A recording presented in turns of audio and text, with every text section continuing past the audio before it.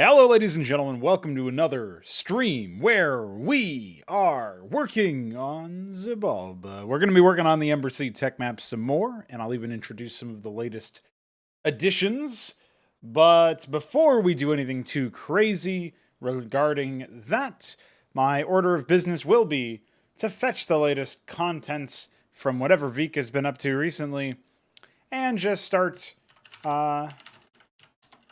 making a map. We're going to explore the latest editor functions. Looks like we're all good right now, so we'll go ahead and rebuild just to be safe, and then hop right in and see how things are. I will admit, I don't know my way around things fully, but we'll figure it out together. Obviously, we need to move this window a bit. Actually, I think we can just full screen. And, let's see. Obviously, the frames per second and ticks per second are blocking our ability to actually see everything here. Okay, let's see. I guess I should actually enums. Okay, let's do clear. Wait.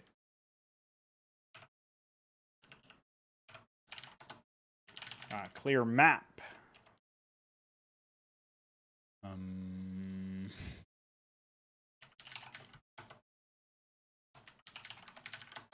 Aha, yeah, it is indeed not shown. Okay.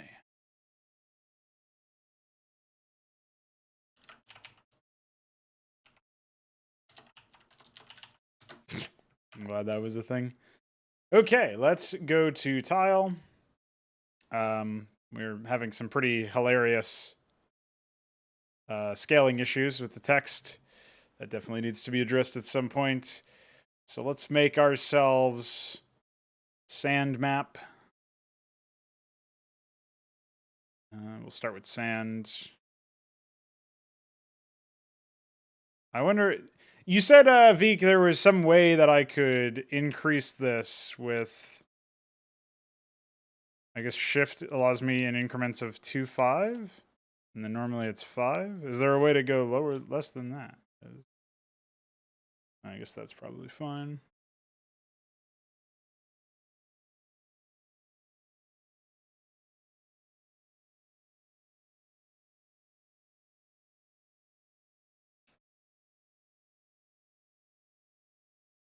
All right, we'll try that. It's a bit large, a bit bigman. Let's do this.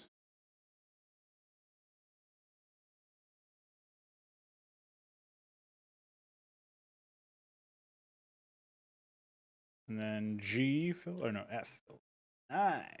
Okay, let's see if F filled it over here. Ah, something didn't work.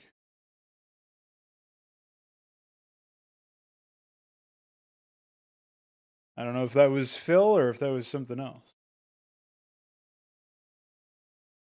Oh, okay. Scroll works. Got it. Scroll is also 0.5, but I guess I can do this.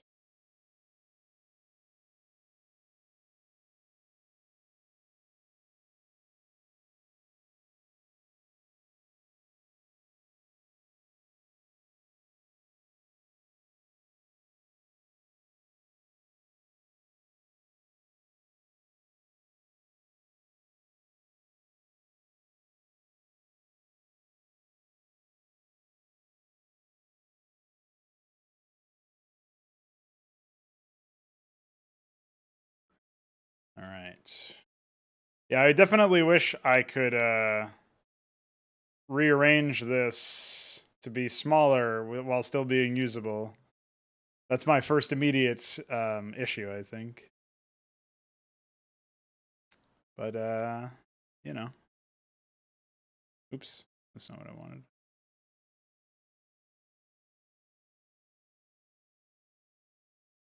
So it looks like that's fine.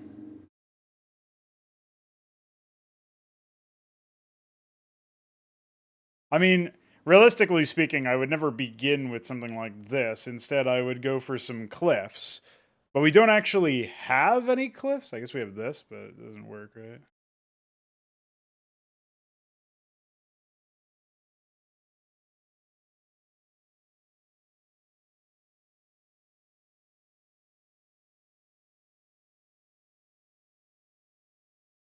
It kind of works if you just use that, which is kind of interesting. I don't know if that actually scales, though. Let's find out.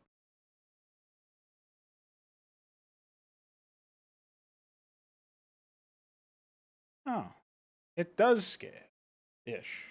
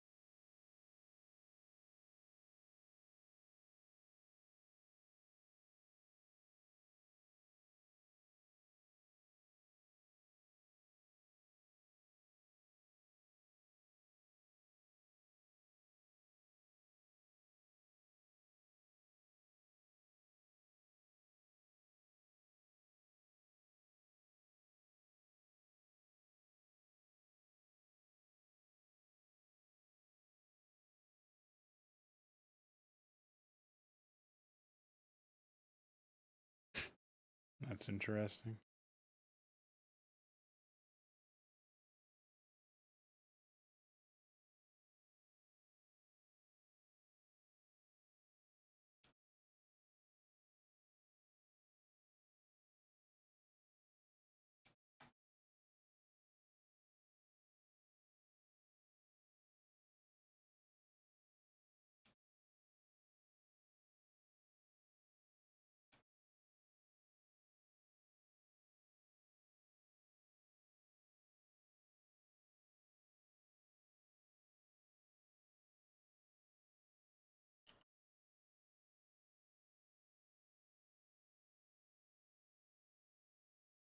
Yeah, to redraw or whatever, I'm assuming.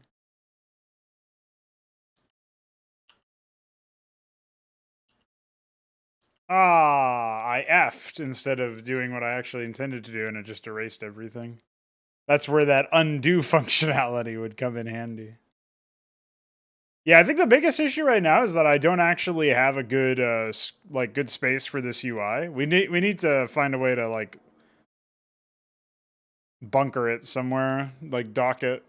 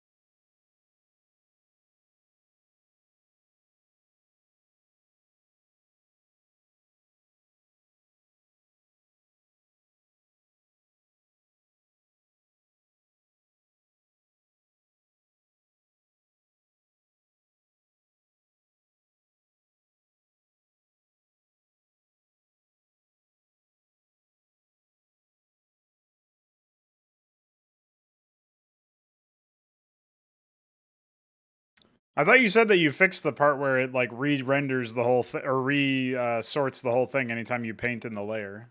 Maybe you were talking about some other thing that triggers that.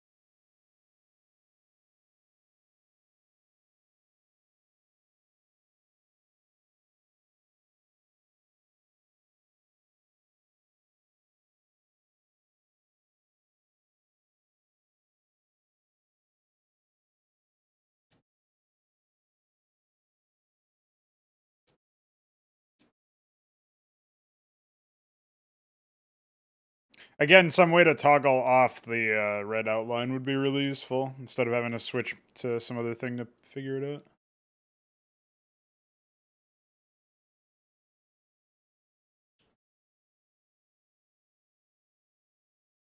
Oh, this is... Oh, but you did say that I can move this up, so like I'm not fucked. Nice. Because I was gonna say I'm about to be mishappy because I pranked myself.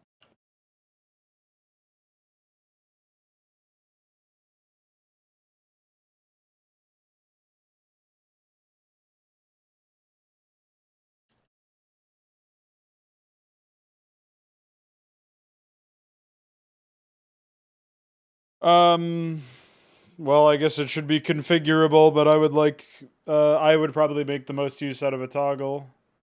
I imagine some other people would be very different though, so dunno.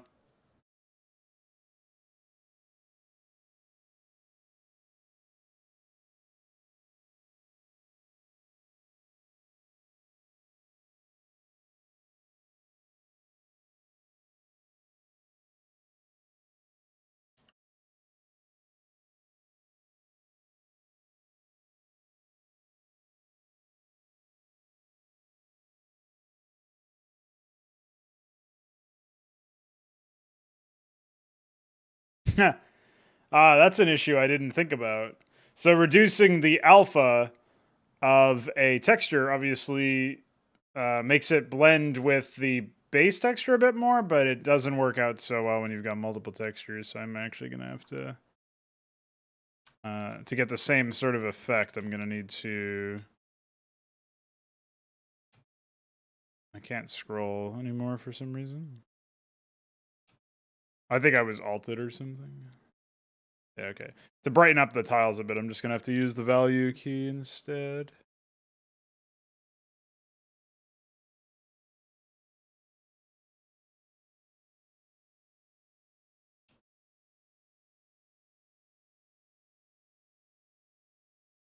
Doesn't quite have the same effect, I will say.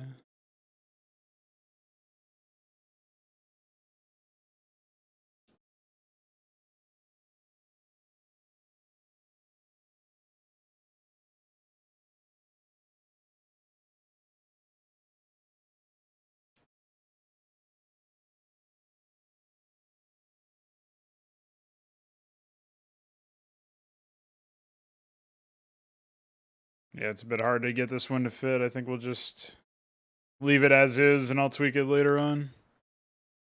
What's up, Alexander?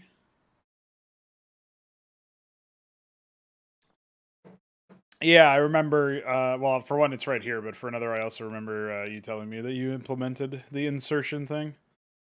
It's pretty important.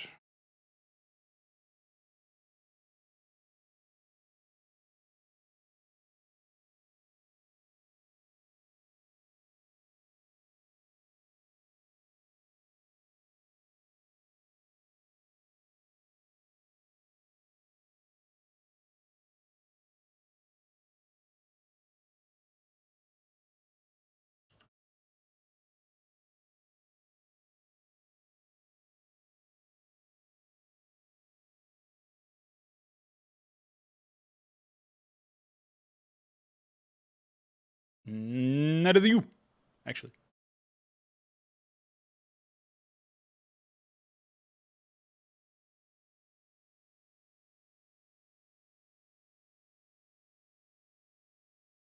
I think brush sizes are definitely a must at this point, since... Well, I guess the other issue is that we just don't actually have proper terrain generation yet. We don't have all of the different permutations covered, basically.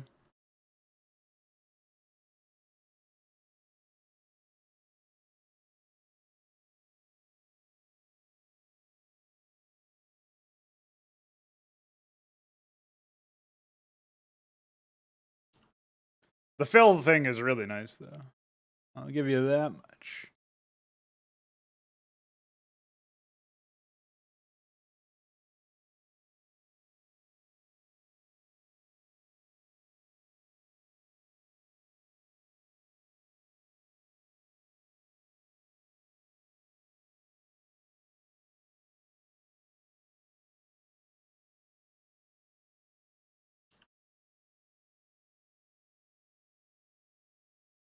What's up, Bitsujin? Yeah, dude, we already have an editor that lets us quickly alter the color of tiles and all that stuff. It's pretty nice. Pretty effective, you could say. This little idiot fruit fly that keeps annoying me. Probably doesn't show up at all on stream because, you know, YouTube and stuff, but if you see me start spazzing out, I might be having a seizure, but it also might just be the fly. Don't call the paramedics.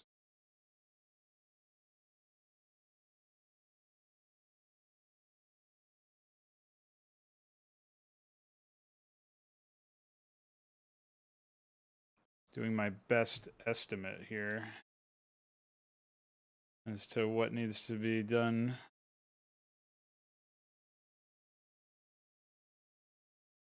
I think we'll just leave it there for now and do the rest later. Yeah, so I suppose I can show you that exact thing. So basically what you would do in such a situation if you wanted multiple colors of asphalt is, oh, I didn't actually pick the city asphalt. And then it will take care of itself here. So what we'll do is make this a bit bigger. You'll notice it's also being drawn over the other thing, which is what you would expect given this situation. Okay. I guess we can extend it out this way, so it'll be a bit more obvious what I'm doing.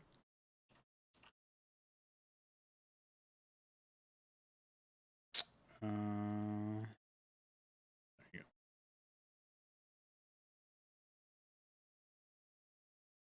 go. Okay.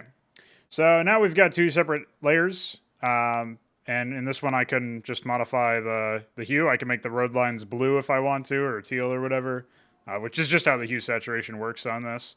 I can then make it more or less saturated, which doesn't really have much of an effect on this tile. And I can increase the brightness or darkness. So if this was supposed to be like a charred bit of road, I could do something like this to make it a bit more dark. We'll switch off of it so you can see it a little bit better. It doesn't look as good, in my opinion, when it's brightened, but you could probably get away with something like a 0.25, which is like the lowest we can currently increment, which would brighten it up. And then you could also blend it. This looks a lot better, in my opinion. You can blend it with the subtile. So in this case, we can lower the alpha by just 0.125. And then I can go in, you suggested frozen water or whatever as like a throwaway example. So now I can go in here into my ice thing and then paint some snow, which doesn't really massively look like it makes sense in this particular context because we also have desert here. But we can do this real quick, assuming I can get the particulars correct. And let's do this.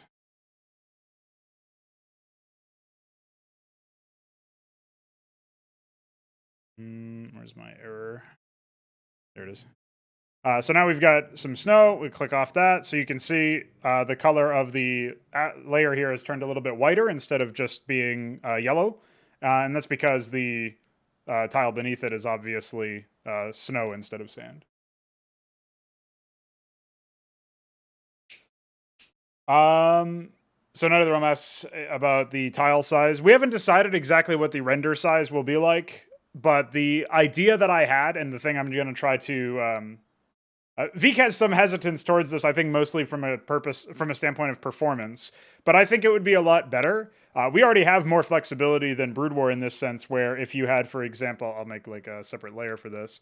If you had a cliff layer, right? So you can do this, you know, this is the classic shape I always do.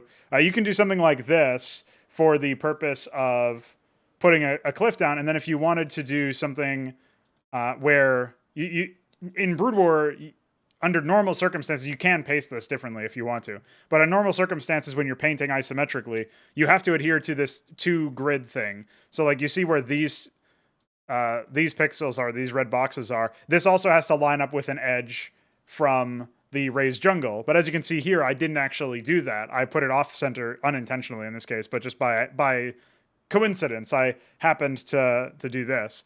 And so what that means is you can actually go between the grid and use any part of the, it's a 32 grid, not a 64 wide grid, basically. It's a 32 pixel grid, a single tile grid instead of a double tile grid. Whereas Brood War mandates the double tile one. So that's more or less like the main thing anyway, the main idea behind that. So we already have more flexibility than Brood War in that respect. I would like much farther, like a much smaller grid, a much more fine grid than what Brood War has. Instead of being 32 full HD pixels, having it be maybe 4 full HD pixels being the grid.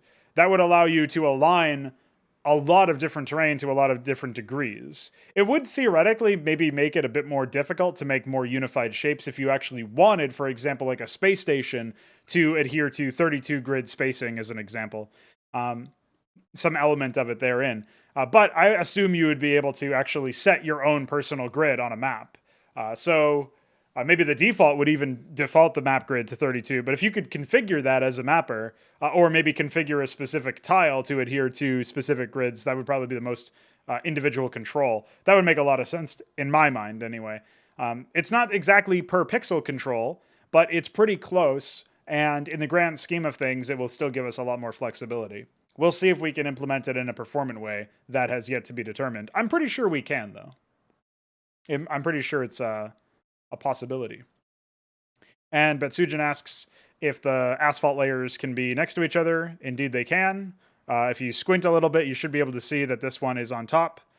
They are treated just like any other sets of layers, so there's no concern about them being in a different spot. Now, the obvious catch here is that this layer is a bit transparent, so you can see the other one through it.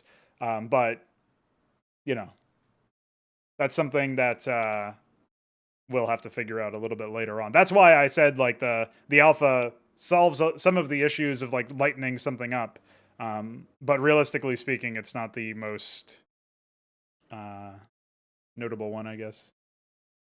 I'll go back to no biome for that one. Clear those layers. But yeah, it's very powerful compared to what you would normally see. And this is after about 2 months of work, so. And not most of our work, I guess, wasn't even on the tile stuff. Some of it more recently was, but for the most part, we've been doing data entry and whatnot. So if I go back to some idea of what else did I want to experiment with? The hue saturation stuff is already pretty good, in my opinion, just based on the fact that we have... oh yeah, I was trying to do this.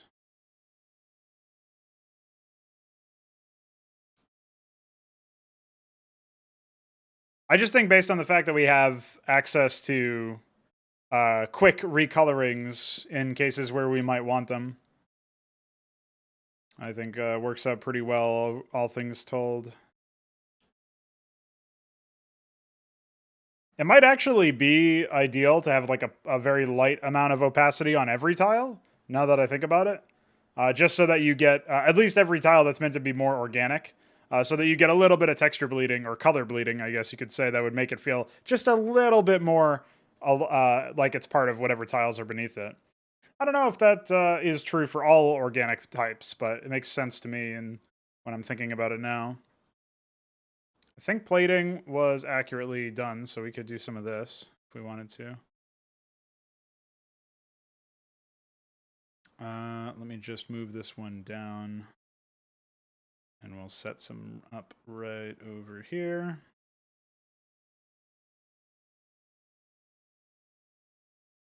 Ta-da! Now our quarry is on some plating.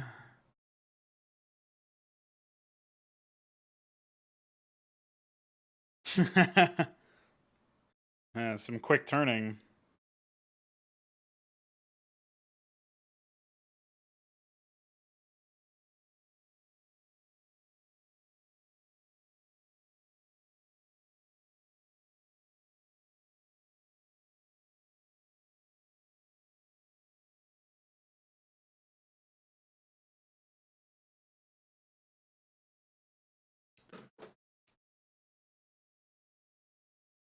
3 billion FPS. Yeah, well, right now I think the game is playing at whatever, like my current FPS is obviously in like the 2000s, so as long as we can hit the monitor refresh rate, that's fine. And as long as our tick rates and stuff are stable, it's fine as well.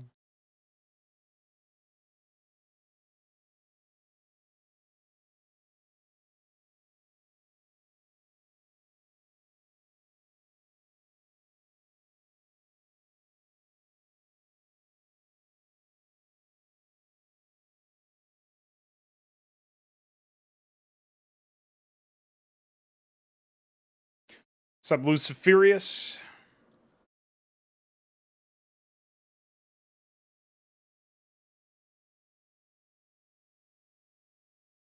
A man has arrived.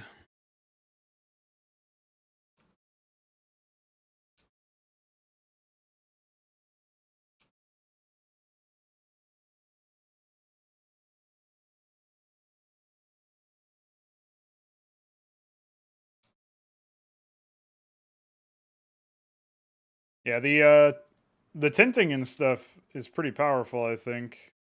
I would like some more fine control over this, just because even a 0.25 change is pretty massive. It's not like the alpha, for example, where 0.25 seems like it's probably fine.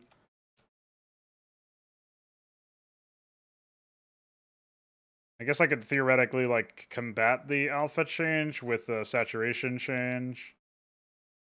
But I don't know about that one. It seems a bit weird to do.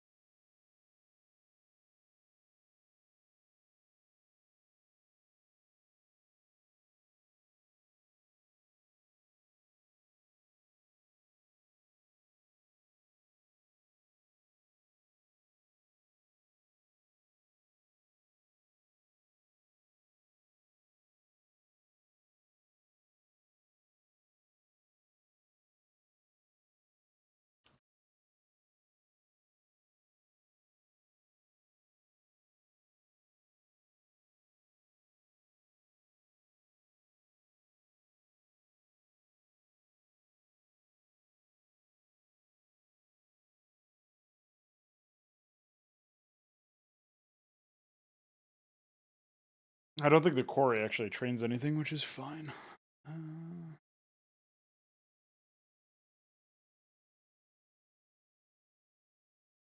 Let's keep scrolling, homies. Oh, wait, actually, I think the neutral stuff was all the way at the top, wasn't it? It was.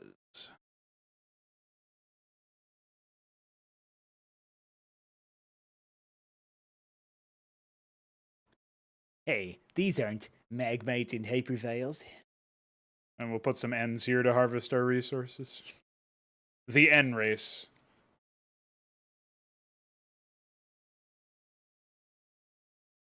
Yes, hide layer, toggle the red stuff. I guess the toggle would be like preview or something. And then I'm trying to think about what else would be up there. Yeah, I'm not sure. I'm not sure if it would be very useful to paint tiles outside of the map bounds, but it's kind of weird that I can't fix this, even though the only people who will see this are people who have access to the editor version or the editor in-game. This still looks whack to me and should probably be fixed.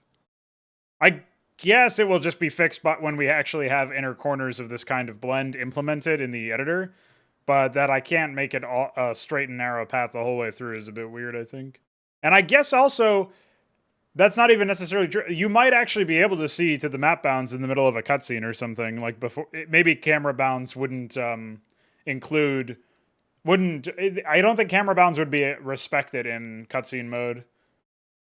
Not that cutscene mode really has anything. It would just not have the UI loaded, basically, and player camera control would probably be locked. But that's something we can implement later on. I know this is probably just an oversight because it doesn't matter right now, but something that I figured I would point out. I would be remiss if I missed it.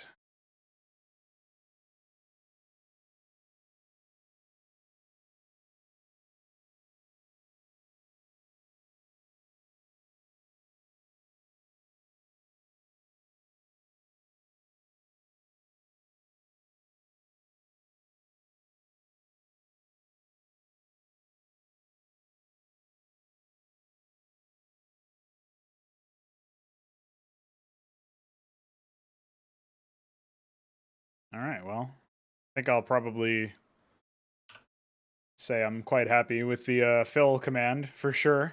Big fan of that. When we have, certainly when we have more features. One thing I'm noticing right now is that I'm not really using my left hand at all. In SAM Draft 2, I'm constantly doing that to switch between layers and stuff. So, that might be one thing where, like Control T for tile, Control U for unit. I guess Control P is a bit far away, but something like that. I don't know. There could be something here where we could swap between stuff. Obviously, I can use 2 on the keyboard for some of this. But, you know.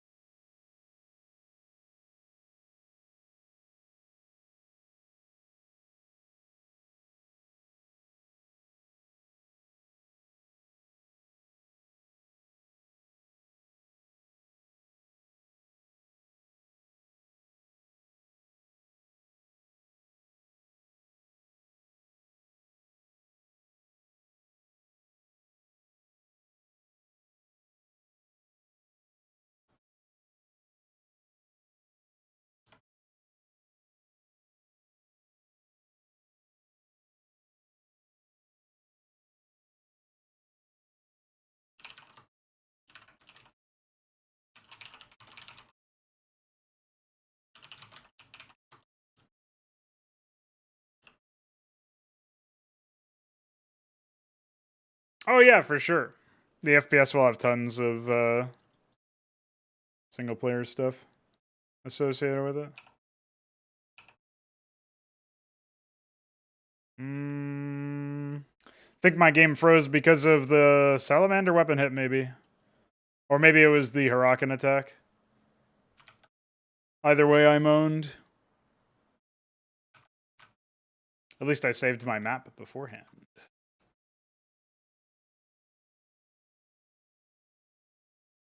I'm aware that that is the current setup for the hotkeys, but I don't think it's particularly scalable because I really think that it's fine to have the home row of numbers correspond with the players when you're placing units. For example, specifying like, oh, I'm gonna place this thing. Yeah, I script errors. Yeah, don't worry. Vic will eventually catch infinite loops at some point. At least I think he said so yesterday. If not, I just pranked him by saying he would definitely do that.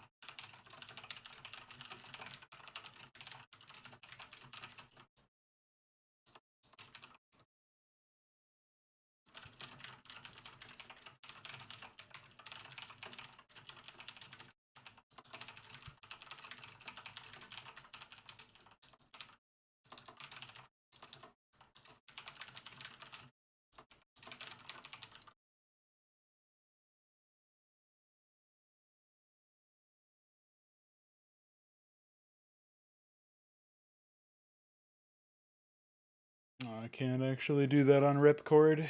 Owned. All right, well, that was an experience. I saved the map. I will push the map, and we'll see if that is something you can... yeah, sure.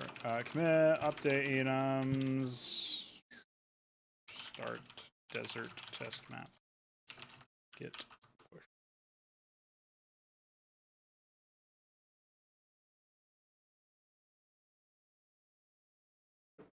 Okay, I have tested and vetted the editor functionality. It is time to head back to the Embra Cyt. So here's the Embra Cyt. They have received some new units since our last visit a few days back. So those who were on that stream will remember that I was able to put together 12 units and 8 structures. Since then, I have added an additional 5 units and 1 structure. One of them is, so a couple of them are in infrastructure. There's one, oh, actually, no, there isn't one in Everyman. There is one in Oddball, Tier 1, one in Oddball Tier 2. Wait, where were the other ones? Oh, yeah, because then there was a guy in Mercenary. So, we'll go through these real quickly. The Old Bones is essentially a cleric from Cosmonarchy Brood War, in that they channel onto an ally. They don't have energy, so it's not really like the medic from classical Brood War. They're also a little bit less, shall we say, tanky than medics or clerics. So it'll be kind of interesting to see how that works out. They do have 1 armor, which obviously armor is a bit different in this game than it is in Brood War, but the resource cost is a bit steep. I might actually lower the resource cost to maybe 50 or 75 or something, because they obviously are built by the Strongbox, which in and of itself trains workers. So early game, you will be making the decision between workers and healers, or support units, I guess I should say. But I did want to kind of normalize the idea of building extra Strongboxes if you need utility. So that is sort of what I'm going for, and I might further emphasize that by even further reducing the resource cost of the Strongbox. It doesn't have the most defensive stats. It's actually got like comparable defensive stats to like the Antikythera Fulcrum, I think. It's got 2 more, like double the armor, but less HP actually. So it's kind of, you know, here or there depending on how you want to slice that one. But yeah, so obviously stats are all to be determined. Got to feel those out. But we head over to the Perch Pistol, and the Perch Pistol is a pretty interesting unit, I think, because of its on-hit behavior and its attachment. So there's a general attachment ability called the Entourage, or just Entourage. And when you attach, you can basically attach to any ally that has a free turret slot.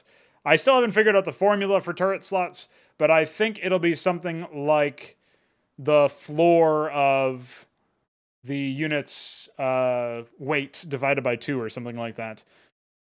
I'm still not 100% sure. Basically, that would mean that if you have 1 or 2, you would have, like 1 or 2 would have 1 turret slot. Anything above 2, or no, anything at 4 weight or above would have like more than that or something like that. So we'll figure out a formula that makes sense. Or maybe it'll just be that units have turret slots based on size or something like that. Either way, the turret slot stuff is basically that you can have some turrets, and they can be destroyed and dismantled in separate things. So the Perch Pistol is actually a unit that is self-sufficient and can fly around on its own, but if you attach it to a unit, it can confer its bonus, which is that it has this on-hit effect, which the Perch Pistol attacks apply to, but when attached to a unit, that also applies to that unit's on-hit. And the pistol itself is slowing units down by 5% per stack. This currently has no way of reaching a maximum. I mean, eventually you'll get to 20 stacks, which is 100% slow. The speed will expire after 2 seconds. We're trying to go with generally a lot of timers that revolve around that 2-second mark, because that's the same timer for revealing units when they're out of a certain range or whatever like that. So we're basically the decloak timer. There's a bunch of timers that are 2 seconds long. So if it's small in significance, it's probably a 2-second timer. And then anything beyond that is probably closer to like 5 or something like that. I expect there to be a lot of synergy with the Perch Pistol and some of the units that we have out here, specifically the Witness, which can multi-attack and launches 2 attacks. So every attack that it launches would actually be good for 2 stacks instead of 1. and can target 2 separate targets. And then there's the Ertalan Key, which has the ability to fire while moving and a very fast attack. In 1 second, it can apply 5 stacks. So that's pretty good, I think, since you only need 20 to completely root a unit. So you can imagine where this would come in handy. Now, obviously, the catch here is that you're training this unit from the same place you train your structures. It costs a bit of hyperfiles, which are going to be a scarce resource in the early stages of the game, and it's very fragile, while also having immediate synergy with some units that are not the most durable. Albeit the Witness is a little bit more frontal, but also a bit more expensive than you might expect initially. And obviously, the best units for it to attach to are also requiring specific embassies, because the Embra Cyt have this embassy mechanic that unlock new units for them. The other thing is, of course, that it's not the same, like the same embassy that unlocks the Perch Pistol does not unlock the units it most synergizes with, which I think is kind of a neat little twist, you could say. But it can synergize with a ton of other units. It really synergizes with anything that can attack, believe it or not. So there is that.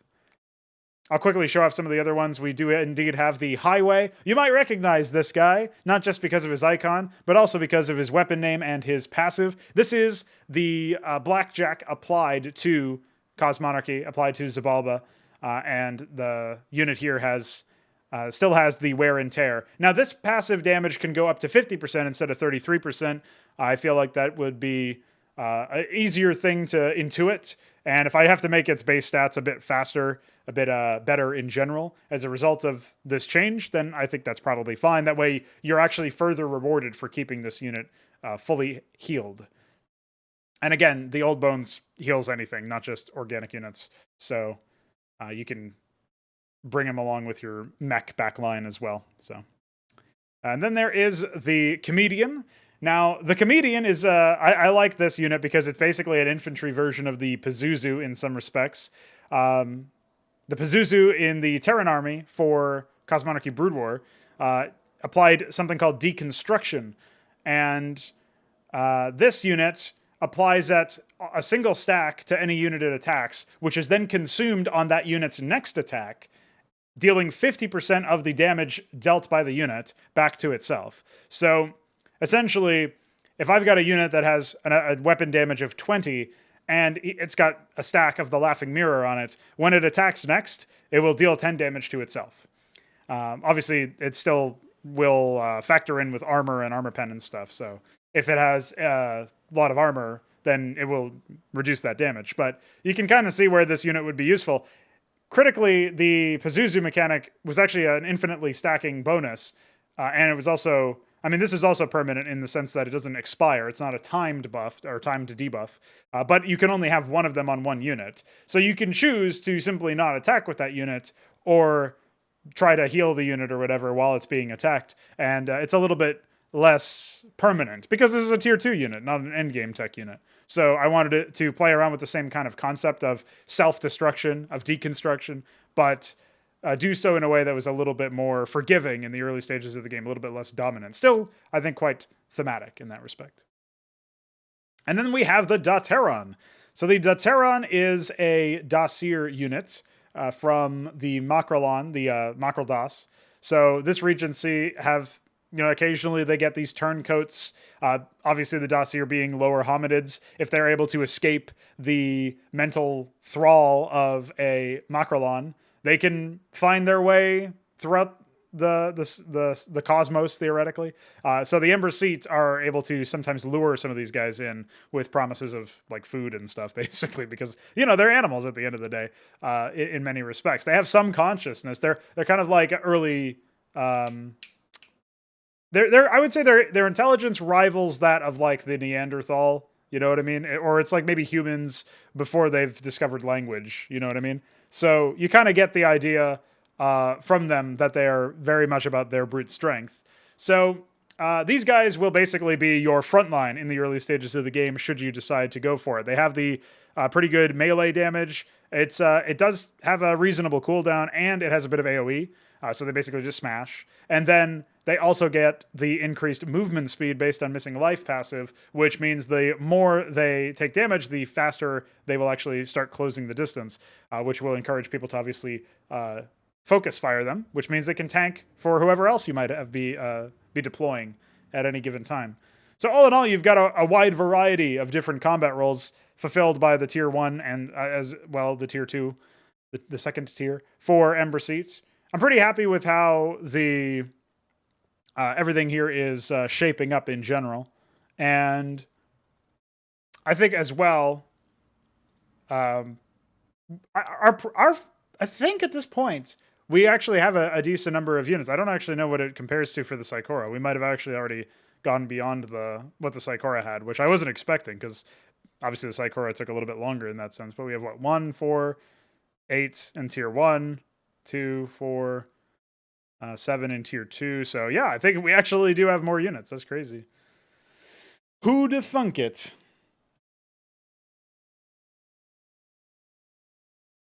So yeah, anyway, we're still going to be working on these guys a little bit, so we might as well talk about some more concepts. I think tier 1 is in a pretty decent position. The other thing to note about the Embra Cyt that's a bit weird for them is that they can get access to stuff that is on these other tiers, depending on their prerequisites, even if their prerequisites are super early on.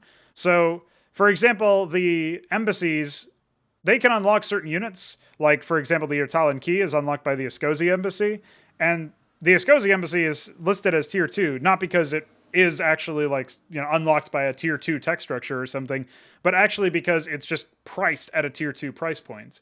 So the Embra Cyt basically operate on the same system that I used for Protoss in Cosmonarchy Brood War, where instead of having explicit tech requirements for something, they would instead have a system where the approach that you would go is it's this amount of money, this many resources. So what I should be doing then is assuming that it is priced at tier 3, priced at tier 4, whatever. So you would see some very high costs and think, oh, that must be a high tier unit. And it would be kind of intuitive in that sense. So you got something similar going on over here for the Embra Cyt, where you've got some units that don't actually have tech requirements or don't have different tech requirements than some tier 1 units, but they are priced at a certain point that you basically have to have tier 2 economy, if that makes any sense. You have to have the economy that another regency, another race would have to have in order to get their tier 2 tech on the battlefield. It's priced at a similar point. Since they have the assembly mechanic instead of a more conventional progression, you're going to see a couple of different things there.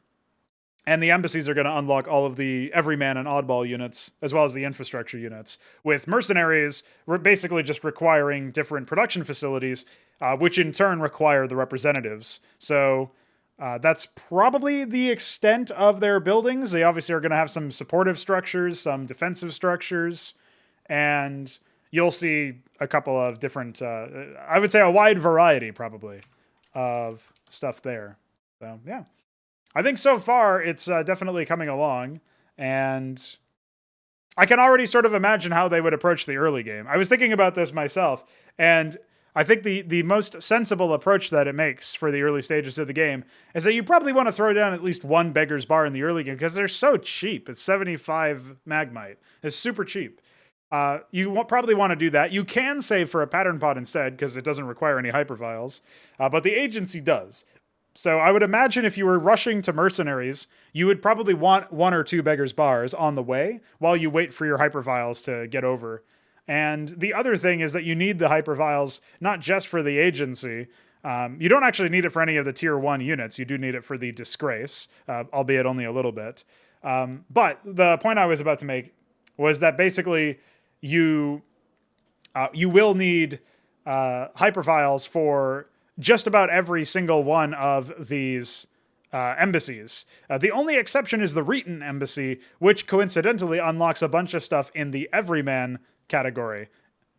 It also unlocks the Old Bones. I haven't specified that yet.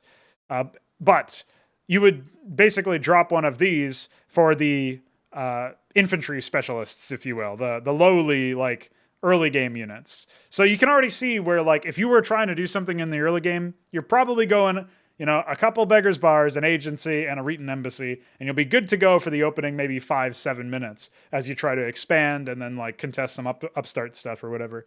And then if you're trying to tech rush a little bit more, Well, you might go for a pattern pod while you're getting an Asciliant so that you can harvest hyperfiles a bit more safely. You might also still go the everyman approach in the early game, but instead of bothering with the Reeton Embassy, you would just get these side casts, which are like the token unit that you can build from the Otini faction while you wait for embassies to get set up, essentially.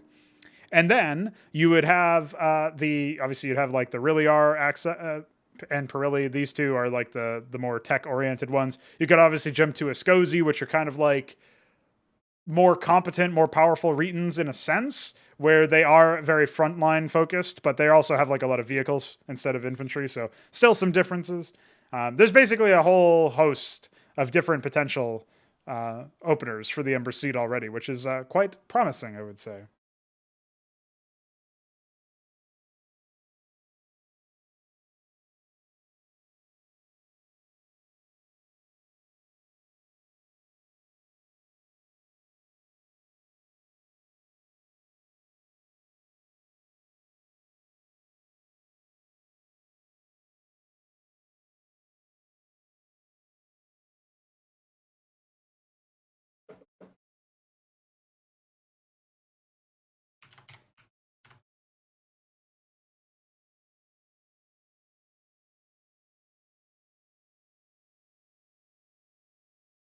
Okay. So if I go back to the Embra Cyt page inside the WickedPad entry that I have here, I will once again highlight the idea of the branches being about very different things. The specialized combatants from stranger members thing is important to note, because basically what we have here is a situation where like the Perilli and the Riliar are both mostly oddball and some infrastructure. And even in the infrastructure, they're still kind of strange. So you get this idea that those particular races are not as immediately relatable for the average person. Whereas if you're looking at the Retons, or you're looking at the Escozi even, or indeed the Otini, these are more familiar concepts to us. And you can basically just look at them and say, oh yeah, those are more conventional. And so those would be geared towards the everyman branch, while also having some conventional infrastructure. And that's basically the way that I've been trying to approach a lot of this stuff. So I think that makes the most sense anyway. Just correcting the order over here. So if we were to look for some more, shall we say, units to implement, the first thing that I think makes the most sense to try to do is probably to work on a... oh, you know what? That's actually why this was suborder 3, by the way. This is supposed to be 4, and the Riliar is supposed to be 5, because I was going to add a defensive structure after the Asciliant. So I will go ahead and grab the... I know. It's the sight line is the tier 1 unit. We'll go ahead and do this. B.yml. Don't know what I'll call the actual unit yet, but it'll be a defensive tower, Embra Cyt, faction, Otini, basic, tower. Yep, should be fine. So, one of the rules that I've basically tried to have for the Embra Cyt is that they begin with the Otini, which are these like service droids basically. And theoretically, they're like under the surveillance of, or they're in service to some like merchant traders or whatever. The idea that you would have essentially is that like the Embra Cyt task forces are starting off as just like some like scouting out for valid resources. And if they get contested, that's when they start calling in the member nations. Additionally, some member nations might just sponsor a specific area into more dangerous territory. So you can already start to see what kind of stories you would tell inside the context of an Embra Cyt campaign, or a campaign that have Embra Cyt in them. There would be certain elements that would be at play. The other thing, though, is that I really like the idea of sort of each player telling their own sort of story when they're playing as the Embra Cyt. Because they are going to prefer, like different players are going to prefer different units, and obviously all the embassies are sort of in a different... It's like they're in their own little different branch. and we've just picked the commonalities between them and used those commonalities to sort them into specific branches of what the Embra Cyt have. So I actually quite like how things are shaping up. Some players are not really going to even bother with the mercenaries because they're going to be more hit and run style or specialist or, enchantment or disenchantment, stuff like that. And you're not going to get a lot of that out of mercenaries. Mercenaries are kind of like the frontal armies, basically. The heavy hitters, if you will, until at least in the early game. So maybe they would do early game mercenaries, but then there's going to be a lot of players who don't bother with mercenaries in the mid to late game. And that's just because that branch is very expensive. Who would have thought? Who'd have thunk it?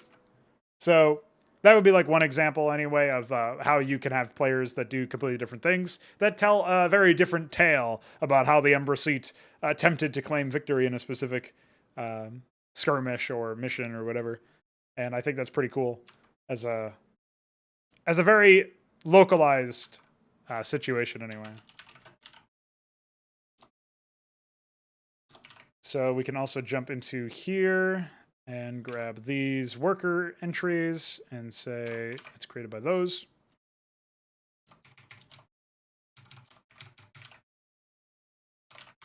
We'll have to decide if it's... I think actually it should probably be a cannon.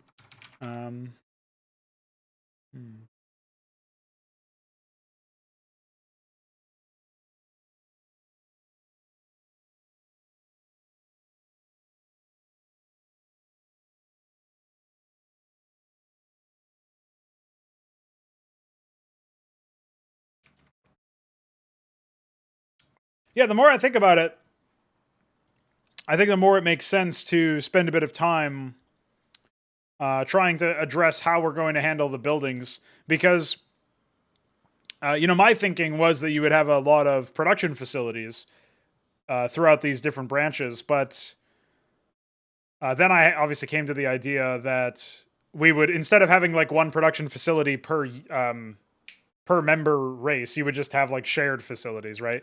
So the Beggar's Bar trains all sorts of it trains all sorts of stuff. So I think that's like an example of it just makes the most sense, I think, because then you don't have to worry about like, oh, I want to go Ascosi, but not only do I need to get the embassy, I also need to get the special production facility that gives you the Ascosi units. Like, that obviously doesn't really make much sense to me. So that makes... I think that approach is a lot more sensible, but the concern that it might come at the cost of essentially like, how do you justify having various production facilities or really various buildings at all? The Antikythera obviously have these sort of like leapfrogging tech structures that specialize certain things and allow access to various elements. That obviously is going to change a pretty decent amount of how many structures you see in an actual area. Now, that being said, there's still plenty more to discuss in that front because we still have things like defensive turrets. We have, town outposts. We have these utility things, and in addition to tech and production. So I guess you could probably separate out different structures into 4 different categories, right? Well, I guess 5 if you want to count town centers, which makes sense. So 5 would be like core infrastructure, which is town centers and town outposts. Then you've got defensive structures, and then you've got utility structures, which would be like, instead of defensive, maybe they like boost shield regeneration, or they cast scanner sweep, like the Comsat station, or whatever the case may be. Provide an aura that boosts resource yields, stuff like that. And then you would have the production facility and the tech facility. So for the Embra Cyt, the tech facilities are the embassies. So it really depends on how many embassies we want to actually have. Because currently, I think the most anything does is this: the Reeton one unlocks 3 units, Pirelli is 3, and the Rilliar is 3, and the Ascosi is just 2 right now. So, and then I guess for Otini units, you actually only have 3 as well. So that's obviously not going to be the case for very long. I was thinking probably around 4 to 5. Somewhere between 3 and 5, I guess, would be the most sensible range. If I wanted to have, say, 100 units, that would give me the potential to have about 20 different embassies. But the question there is that actually scalable? I'll have to consider that and probably move a lot of stuff around in general, just to properly configure this without it being overly complicated. Just so that it's a little bit easier for people to actually figure out what's going on, I think. Makes the most sense anyway.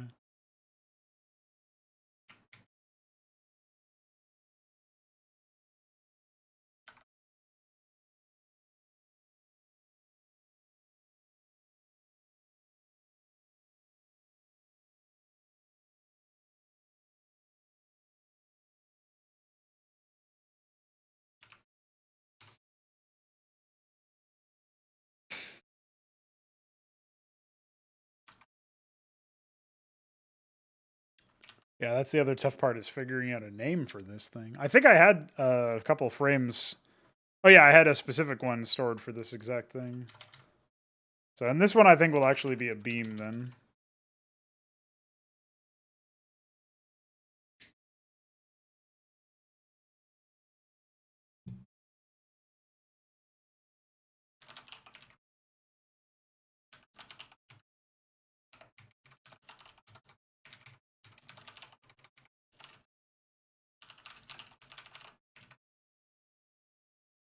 The question is, do we want this thing to have observance so early? I can't even remember if I gave the sightline observance. I didn't. That's a sentinel only trait right now. I kind of do like that, to be honest. I think there's going to be ways to... since cloaking doesn't endanger your life because of the whole way that it works in both Cosmonarchy Brood War and in what it will do in the retail Cosmonarchy experience, the whole cloaking thing being 2 seconds long is actually really good because, yeah. So the way cloaking works means that you're not actually threatened. Your life is not threatened. It's not like you can't respond to a unit if it's attacking or whatever. There was like that one case with if a Kabbalist killed a unit, but that's pretty unlikely in many situations, I would say. I guess if it was attacking some scribes or some Droleths, that would be pretty bad. But in the Droleth case, you've got Ovaleths, and in the scribe case, that's probably pretty unforgivable. Actually, I didn't even consider that, TBH. But that's okay. When we're looking at the way that all of this actually works, I think we can be a bit stingier with observance, particularly when it comes to base defenses that have pretty high vision radiuses. So I think it's actually fine to gate that behind a tier 3 situation or whatever. Because if you need to lock down a certain area and make sure that no cloaked units are walking through it, you actually have to spend a bit more resources on higher tier defensive structure. I think that's totally fine, actually. Now, again, maybe we'll find out that it's not the best move, but we'll experiment with it anyway and see what happens. I guess it's kind of a funny pun then that the name, or not pun, but it's kind of ironic that it's named Visor when... Yeah, when it is the way that it is.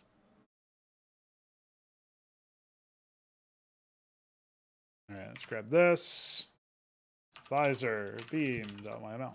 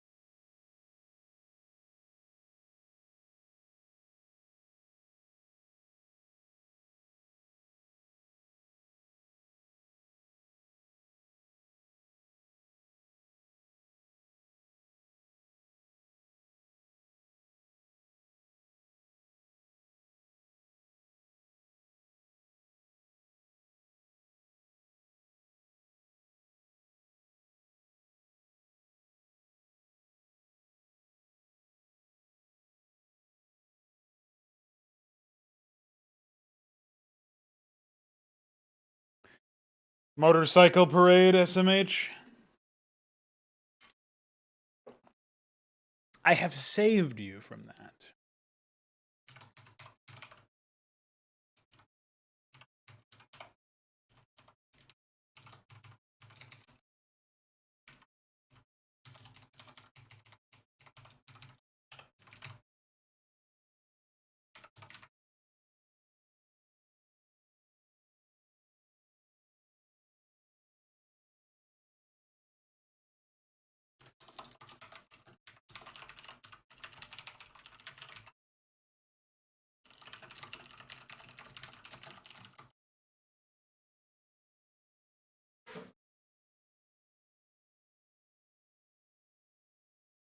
Oh, I owned myself by failing something. It's okay. I'll just add the here.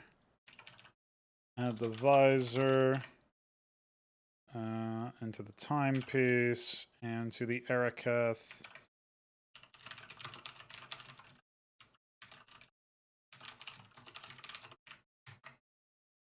Cool. Let's do that. Boom.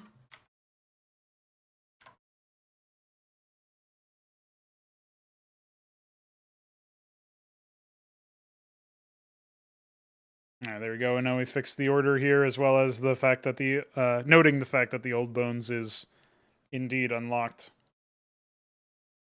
by the Reeton Embassy. Always nice.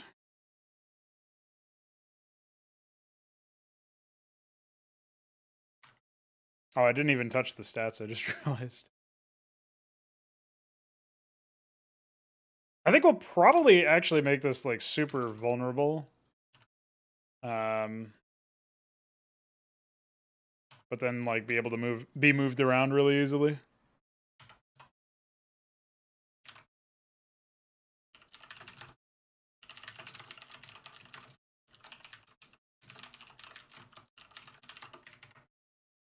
Because obviously we have all of these systems in place for things like yeah,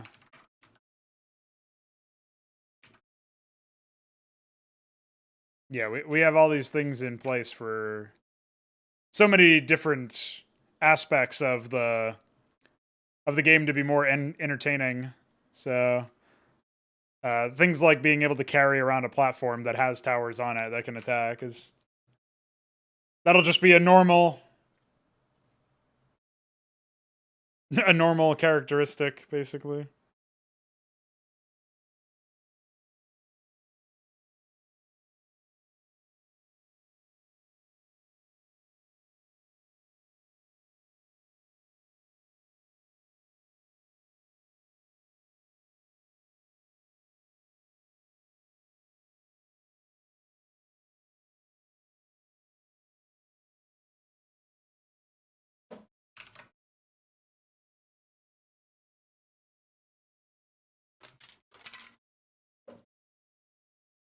Speaking of which, I actually have to decide how I want to approach that in general. It would be kind of funny if one of the mercenary units, like one of the only utility units that came out of mercenaries, was like a really high capacity transport or something, and that it actually ended up being pretty useful. But I don't know how that would make much sense for game flow. There will be mercenary like vehicles and mercenary spacecraft and stuff. I know that for a fact. The agency is going to handle infantry production, at least like for the opening 5 tiers, if you will. But I think 6 through 10 will be handled by a different structure. And then, yeah, yeah, I think this will work out. Actually, I'm getting some ideas. You see.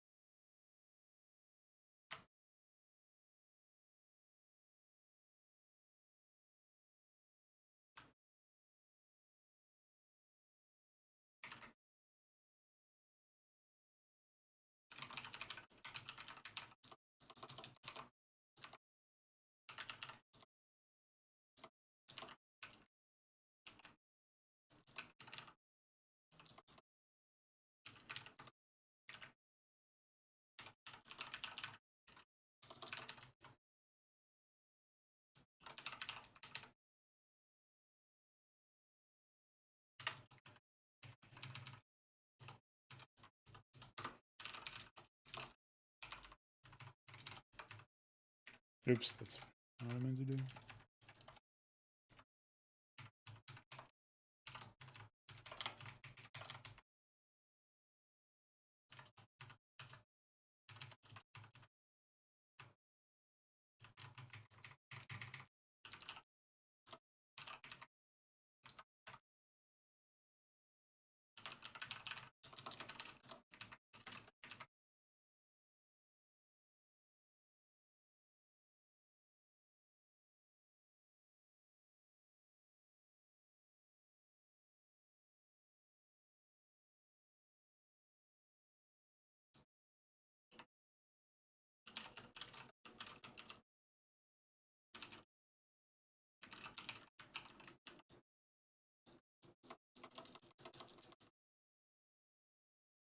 trying to find a pithy way to describe the concept that the Joker describes in the Batman movie from Christopher Nolan, where he says, if you're good at something, never do it for free.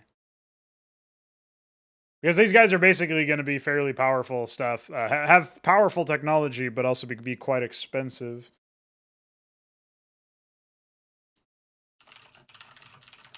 I'll go with that for now. That was my first instinct anyway. I'll just figure that out later on.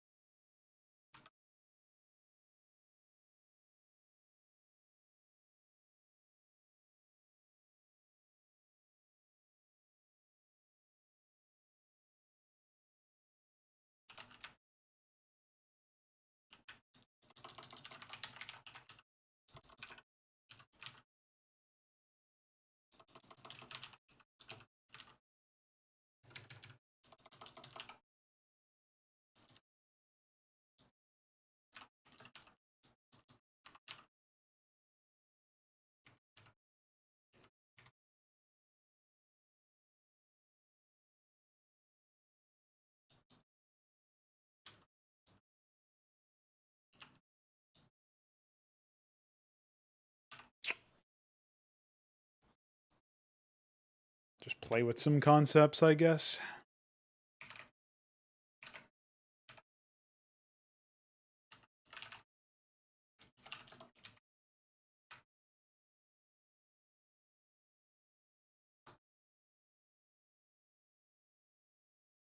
Actually, I probably have something for this on my phone. I vaguely recall writing some stuff down.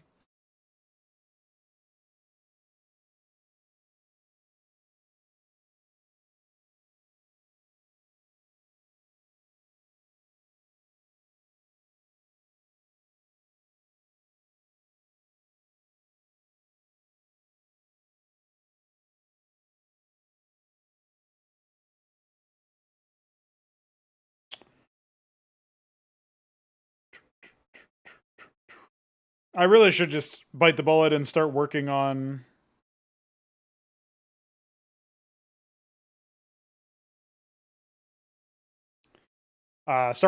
some actual like linguistic rules.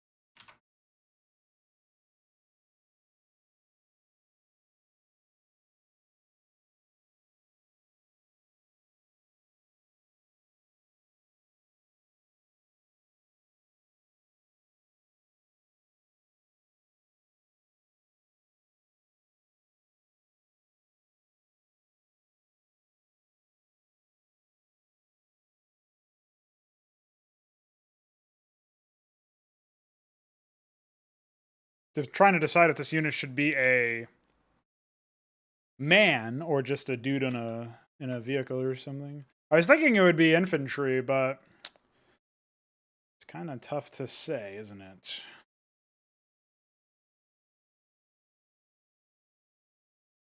I don't mind like light vehicles like the Artalan Key being trained from the Beggar's Bar, because to me it's kind of like it'd be like if something even lighter than the Vulture or around the Vulture's size, I guess, wound up being trained from the barracks or something. I would actually probably think that's kind of interesting as opposed to it being like weird. But anything larger than that, like actual armor, probably needs its own production facility that I imagine would probably be priced out at around tier 2, now that I think about it.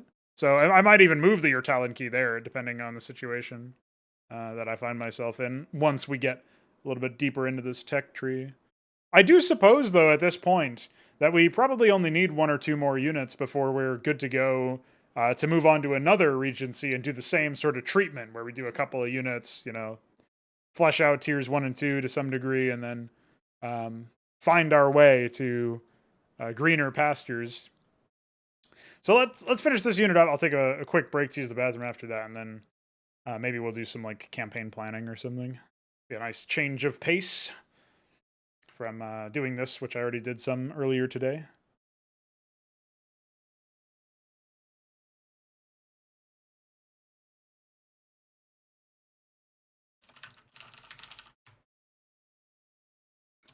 Scaling implies a different kind of scaling than what I actually mean here. So we should say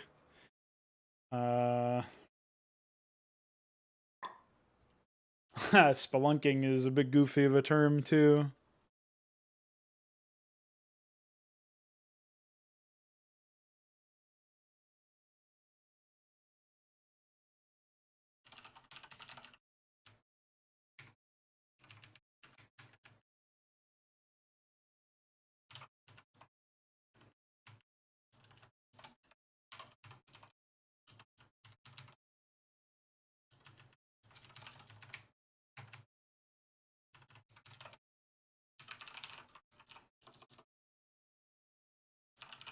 It will be a rifle. It'll be a shotgun, really, but I guess I might need to make a separate class in my file structure for those. It's not really the biggest of deals. Yeah, why not? We'll do shotgun. Or is there a better term for something that, like, because shotguns can actually be quite close, quite long range, so that doesn't even really tell me much here, does it? So I think we could probably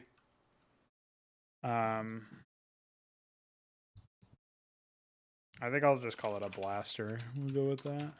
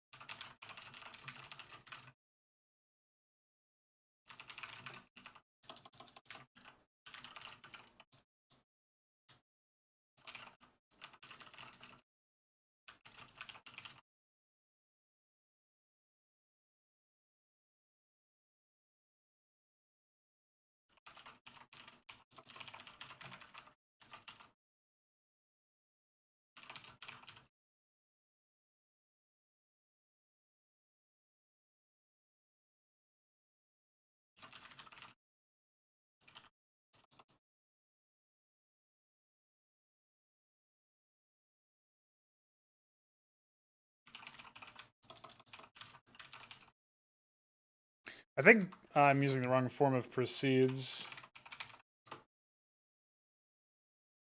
Oh.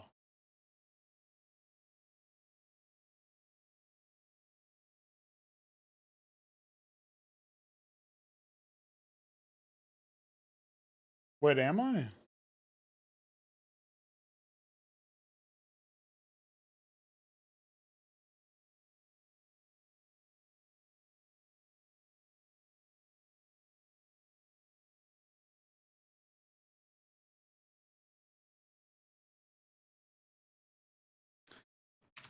I guess not.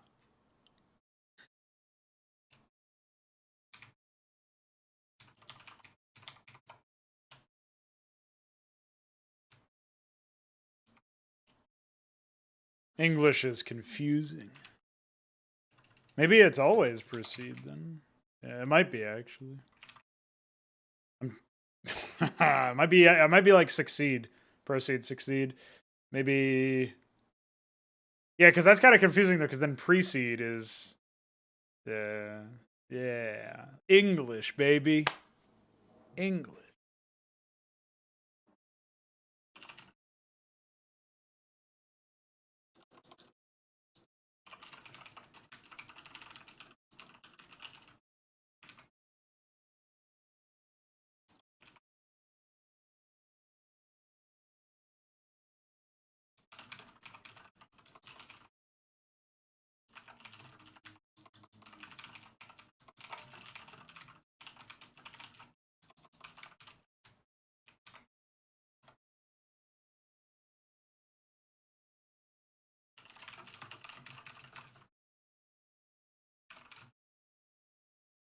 Oh, I have to add the training from the Embassy Scozy. First of all, I should say that it enables Kyteron. And then in the Beggar's Bar, we'll say Kyteron. And then I need to do a melee attack for him. Or not a melee attack, but say Kyteron Blaster.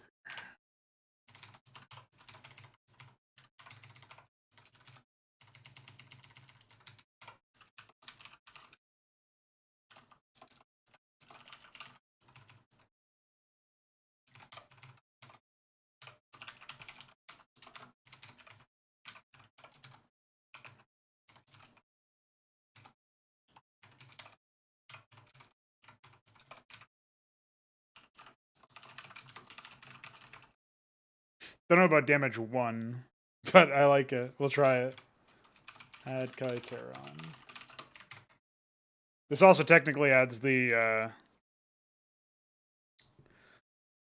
Totaran Embassy, but that's fine.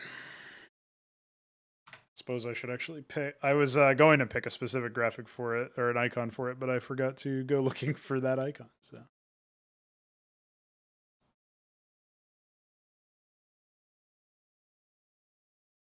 Where's my units? I think I have to go back here.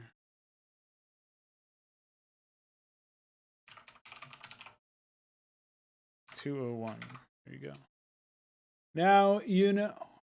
201. And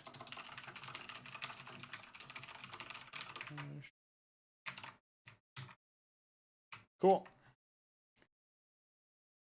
Pretty solid, I think.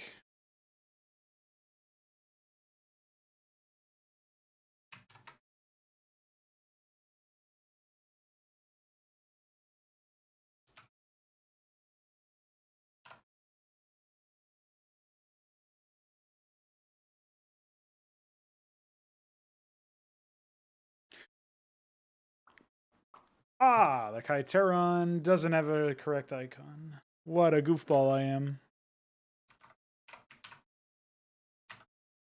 Supposed to be an infantryman, dude.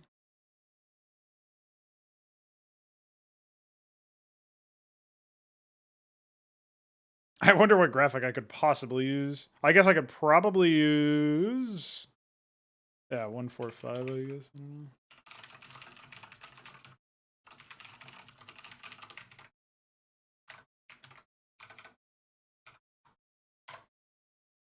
There we go. Kyteron.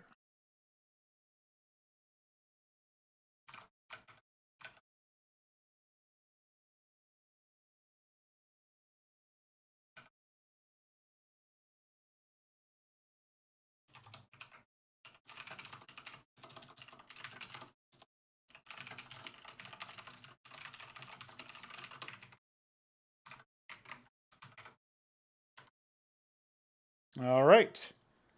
Feel like that's a pretty solid position to be in now. We got a lot of good stuff.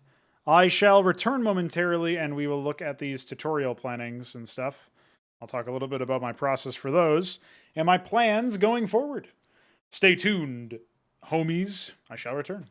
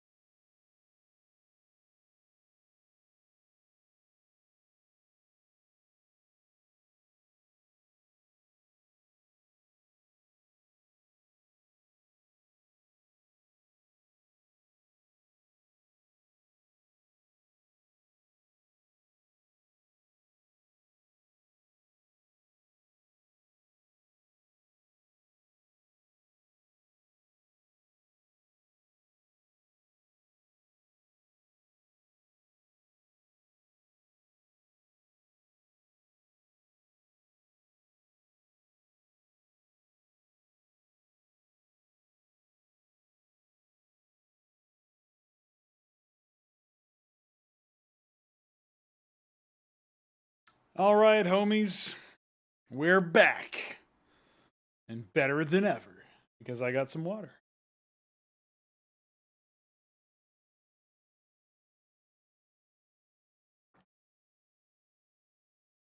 Epic.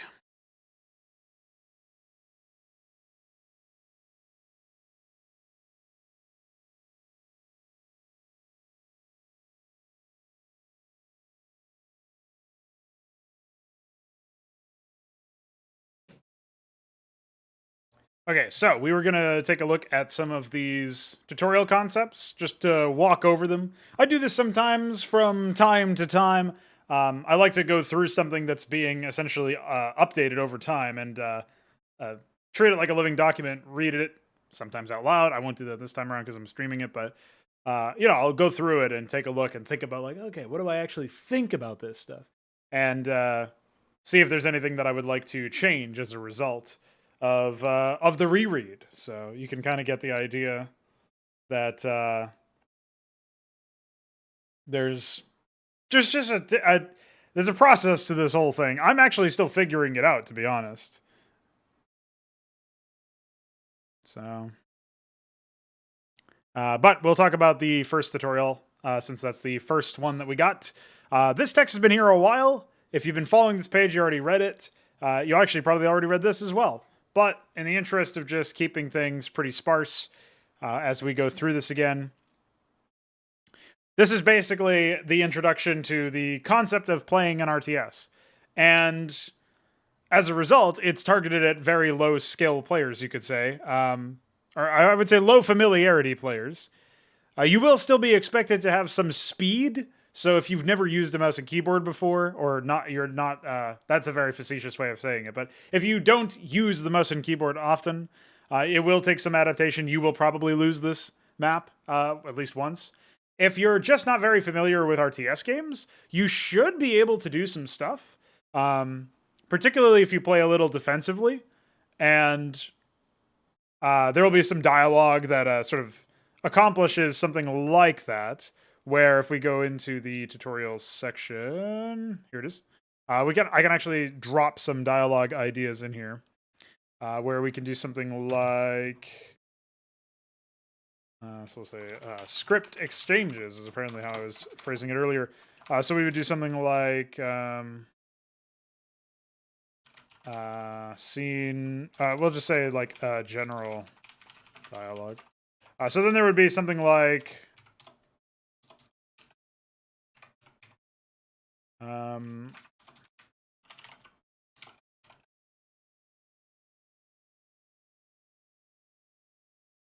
so weird to actually read in this formatting. Do wish it was a bit cleaner in the edit mode. But anyway, we'd probably have something like, you know, defensive play is certainly an option.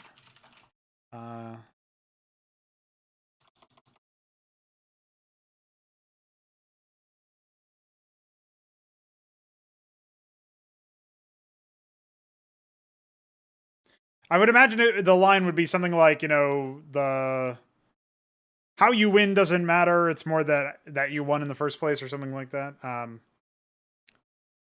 But finding a way to phrase that in a way that's not super clunky. It's not challenging necessarily. I just have to think about it for a second.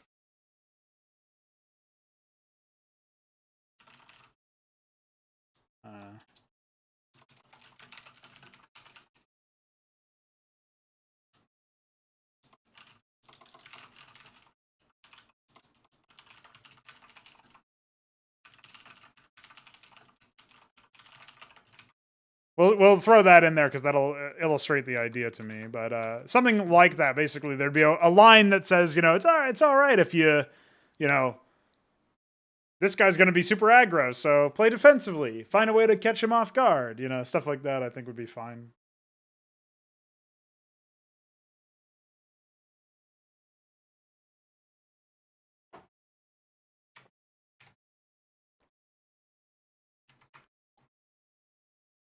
So, as we get a little bit deeper into this, let's see.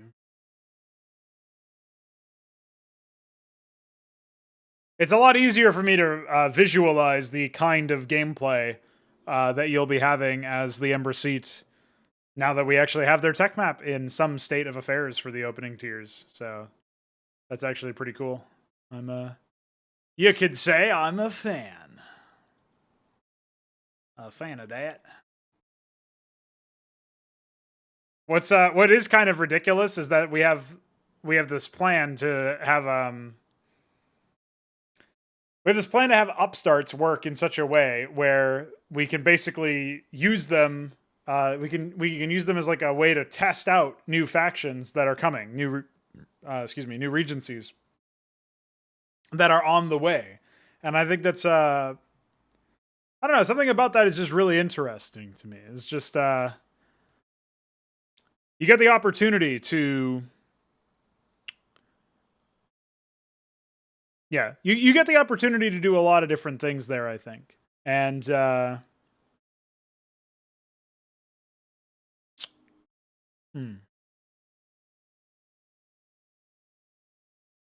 because it basically gives you the facility, the space to experiment with something and then actually have them in the same environment as another whole host of theoretically finished regencies, but in an environment like in a context where you're just dealing with the early game stuff. So it's kind of interesting from the perspective of like building a testing environment, but I also think it's really nice as a device for teasing what could come next. So stuff like the obviously in the first expansion pack we plan to ship the Orlithray and the Rosellium. So having the Rosellium as an upstart in retail as well as the Orlithray, that's pretty cool because then you kind of see the evolution, you know what I mean? So yeah, I just really think that there's a lot of value in that concept anyway. The idea of being able to do that sort of thing and just have the flexibility, you know? So as far as I'm concerned, that's just makes a lot of sense.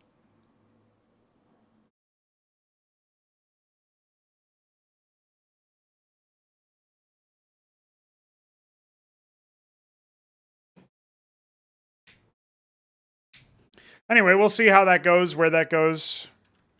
But for now, I was just commenting on that because obviously inside here, there's some upstart Rosellium somewhere in here. Yeah. Expanded to a new location, discovered Retora's position, conquered some upstart Rosellium, and achieved a higher tech level. So while the player is doing all of this stuff, the plan is to have Retoro still be doing stuff of their own. So the plan is that even while the player is learning how to like move the camera around, Retoro is actually moving around up and like building up from scratch. So by the time Retoro gets into a position to start attacking you, there will definitely be a lot going on there, I think. So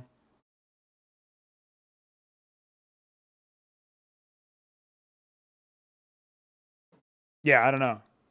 There's there's a lot that could go wrong with that approach because if you're really slow, you might not even get to certain parts of the tutorial before Retoro starts smashing you. So maybe he would just build up until he was given the go ahead because he's like been instructed to do a certain thing or whatever. And then maybe there'd be like some sanity check where if it's been like 15 minutes without the player leaving their base, Retoro's like, fuck this, I'm killing this guy. Or trying to. You know how it is. There's got to be some ways that we can incorporate that stuff. So I'm already kind of thinking of all that stuff. I don't know, man.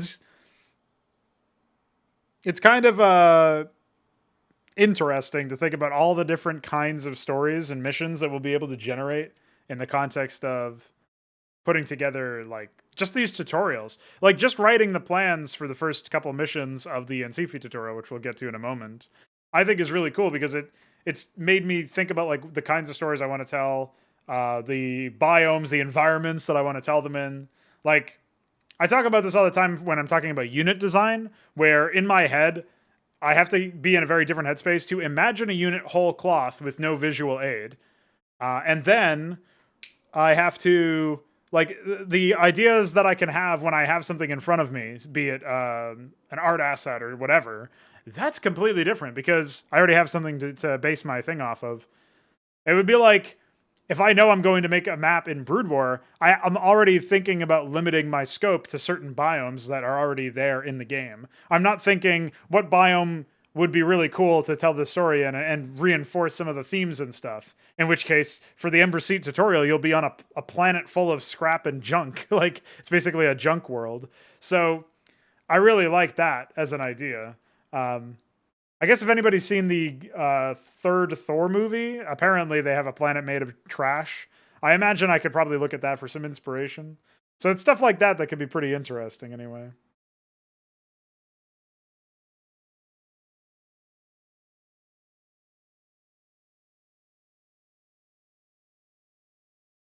I feel like beyond that, the most interesting idea is probably in chapter 2. I don't think I went over this massively, but the main concept is that in chapter 2 of the Antikythera tutorial, you're actually fighting some enemies that have this reclaiming aspect. It's hard for me to remember how much of this stuff I've talked about on stream and how much has just been like in private Discord calls or whatever. But the core idea that I have for this one is that basically there's an orbital fleet that is like derelict. A lot of it's been damaged in a battle, and there's just been a ton of like, basically it's like a memorial. It's a floating memorial in orbit over some planet or something. or just like maybe off in their own section of the somehow bound together.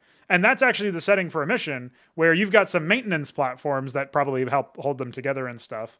And you've also got the actual ships themselves, like the masses of ships that are put together. And so you would basically be like fighting on the hulls of these vessels, and some of them would have, maybe been impacted with some asteroids or whatever. And so that would be explain why some resources are there. Obviously, the artificial platforms would have some resources seated on them, probably. So there's all sorts of different cool things that you could do there that I really like in general. I think there's a pretty good argument anyway for having stuff like that. So yeah, as far as I'm concerned, like stuff like this, it's not just that the art assets aren't there in Brood War. It's if you're thinking about trying to make a Brood War map, you're not thinking about making an entirely new tile set, really. And getting into the headspace where I'm designing, the treatments, if you will, to use a film term. I'm designing the planning. I guess you could say just doing the conceptual work for a lot of this stuff. I'm doing all of this under the guise of like just planning out the tutorials and whatnot, but it's also making me think about all of the art that we're going to need and all of the different mission ideas that I'll have that I can actually do, and with the biome system and stuff. So yeah, it's pretty, I think it's pretty solid. I think it works out pretty well. TBH.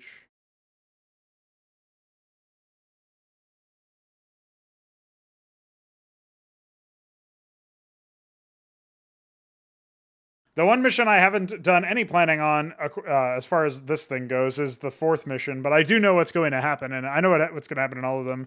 I would like to spend a bit more time on Chapter 3's planning, but I think I should refocus on this, because I never actually finished looking at this.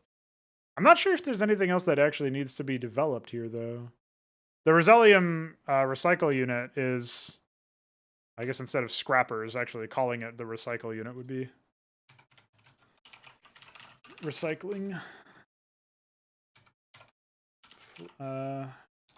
Fleet sounds too imposing. Unit sounds too small. Brigade sounds too normal. Conventional.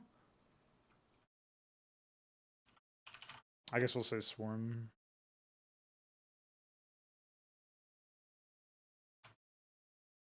That'll have to do.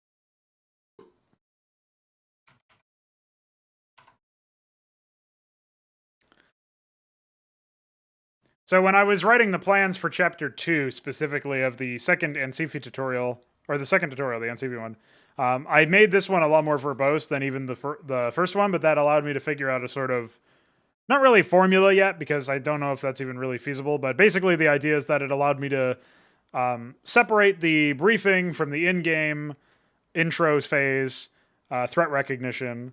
Like basically, I'm starting to get a feel for what each paragraph actually does. And I know at least, like, it doesn't have to be per paragraph, really. But the core idea is that you progress down a list of, like, different phases of the map, basically. And so I think that's one thing that's probably missing here is, like, more explicit planning and documentation of the phases of the map. So we would have something like, we do talk about essentially the briefing. This whole thing is probably going to be, well, when I say briefing, I really mean in-game cutscene or like intro or whatever. So the intro phase, the premise of the mission, is covered in the first paragraph, the first section. And then the next one is essentially the early game. And then there's the mid-game. And this mission isn't really long, so it's not expected to be very long. It's not expected to be very late-gamey at all. However, there is a chance that... I feel like there's a pretty good chance that you would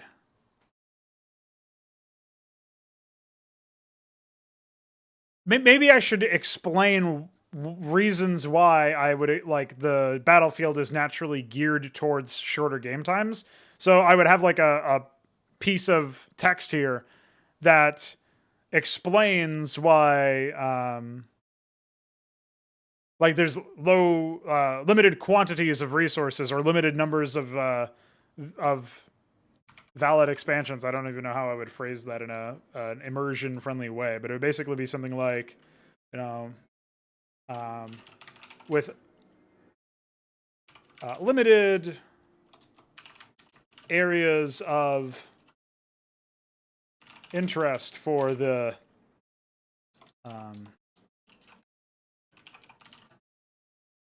we'll say the sparring regions, I guess you would say. What's up, Haas? Welcome. Thanks for the follow. So with limited areas of interest for the sparring, I guess we'll just say members to claim as their own.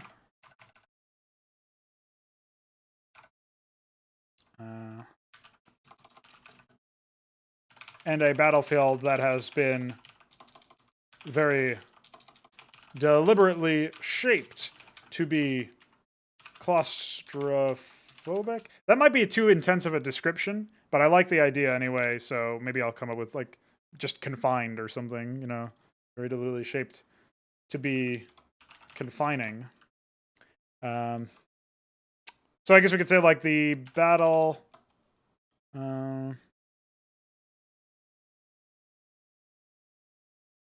what we would say here.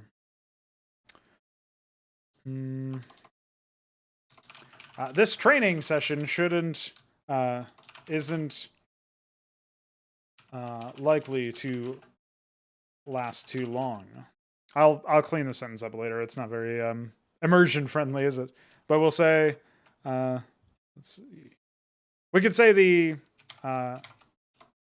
we can change that instead of talking about it's not going to last too long. We can kind of invert that and say Mino's first live fire exercise is expected to end quickly, no matter who the victor winds up being. And this will have to be hyphenated to avoid run-on sentence syndrome. And we'll say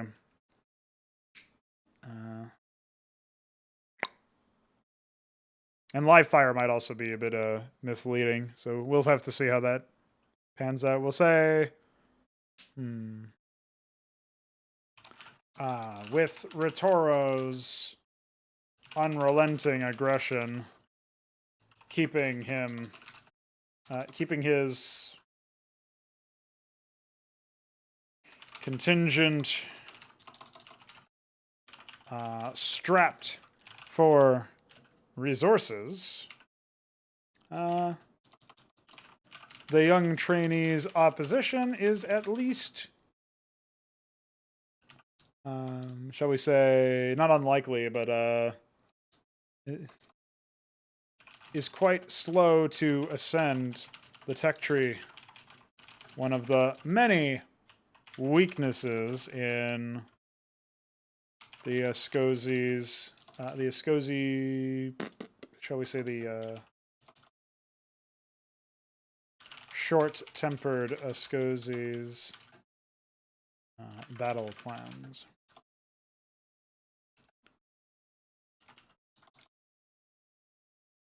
It is these flaws say born of overconfidence that eventually allow Mino to claim no, we already used claim victory. Oh, he said use the victor, who the victor is. So we could say, but we used claim earlier in the first sentence, so we don't want to use that in the same paragraph ideally. So we could say that eventually allow Mino to it's these flaws that eventually allow Mino to take precedence over the more experienced regent.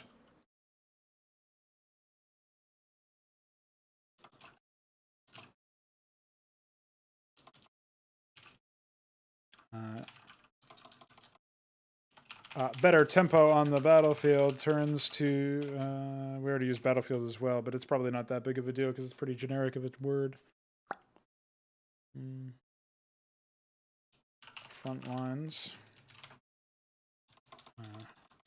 is eventually parlayed into a victory for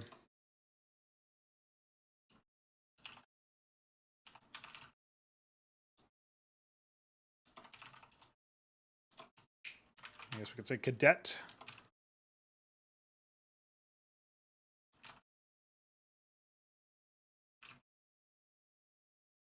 And defeat most bruising for Toro's ego.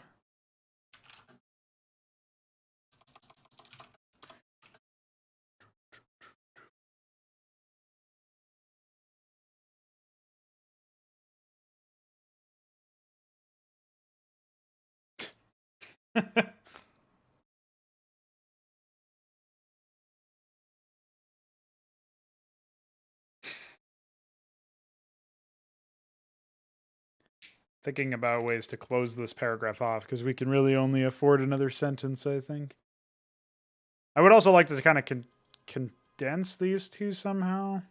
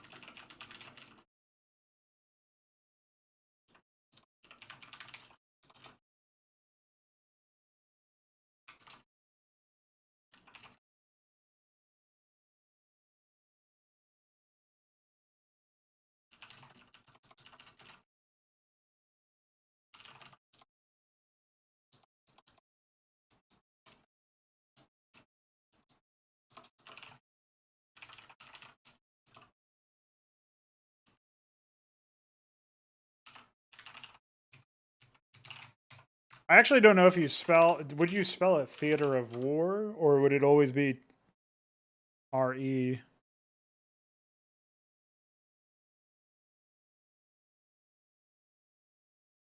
I see R-E here, but that's a game.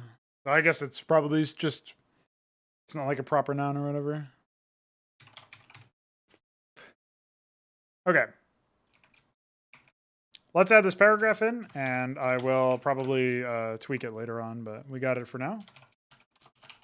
BR. Okay. Update. Tutorial 1, map 1, planet. Probably should have just used T1M1, but whatever. Okay, there we go. So we did a little bit of immersive planning, and I walked you guys through a little bit of the process. I'll do more of this, maybe today, maybe tomorrow, definitely tomorrow. I wanted to flesh out a little bit more of that third map and maybe start sinking my teeth into the fourth one as well. And the sooner I bail out on that one, like finish up the Ncifi tutorial, I think the sooner I'll be able to start working on the Psychora one, which will probably coincide with me revisiting the Psychora tech map because, you know, gotta do what you gotta do, you know what I mean. So yeah, this was a very productive stream, I would say. I'm quite pleased with how things have gone, and I hope you guys had some fun chilling. I'll be back in 2 more days with another one of these streams. In the meantime, subscribe to Veek's channel, and check him out because he's going to be doing an engine stream tomorrow, and I will probably... Actually, I might not be there. It depends on the timing, but maybe I will be there. You'll have to sub and check him out to find out. Thanks for hanging out, guys. Bye-bye.